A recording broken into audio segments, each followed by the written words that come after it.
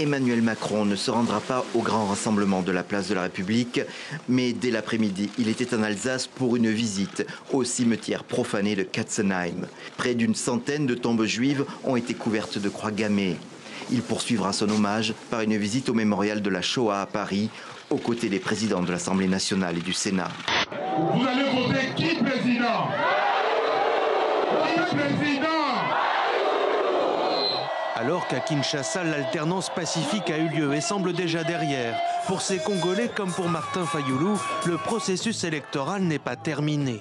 Sa dernière sortie publique, c'était en octobre 2018, lors de la Fashion Week. Une plage en plein Paris, un décor spectaculaire. Rien n'était trop beau pour celui qui a fait de la maison Chanel un fleuron de la mode française. Catogan, haut col blanc, mitaine et lunettes noires, style élégant pour un personnage hors du commun. Il y a beaucoup de gens qui arrivent en Europe avec des diplômes, avec des études supérieures. Et malheureusement, quand ils arrivent ici, ils sont obligés de faire des petits boulots en fait, qui ne sont pas valorisants pour eux, en tout cas pour pouvoir vivre dans un premier temps et après continuer. Un nouveau coup dur pour Justin Trudeau. Le Premier ministre canadien perd son plus proche conseiller politique. Gérald Butts a remis sa démission lundi. Le bras droit et ami de longue date de Justin Trudeau entend se défendre contre des allégations liées à une vaste affaire de corruption en Libye.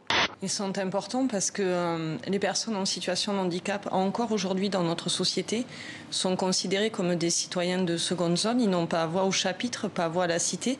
Et régulièrement, leurs droits, alors qu'ils sont constitutionnels et fondamentaux, sont bafoués. Il est temps que nos élites, nos classes dirigeantes s'interrogent sur leurs responsabilités, par exemple dans la désindustrialisation de la France depuis 40 ans. Tous ces malheureux qu'on voit errer sur nos ronds-points, etc., n'étaient-ce pas autrefois des gens qui auraient dû travailler dans les entreprises, dans les usines, qu'on a laissé fermer et qui ferment tous les jours? Donc il faudrait s'interroger sur les conditions dans lesquelles on peut réindustrialiser notre pays. Il y a 3 choses que j'aime dans la vie. La mode, la photographie et les livres. Le reste, je le laisse aux autres. Bon, ben ça va. Dans ces 3 domaines, je m'en sors pas trop mal.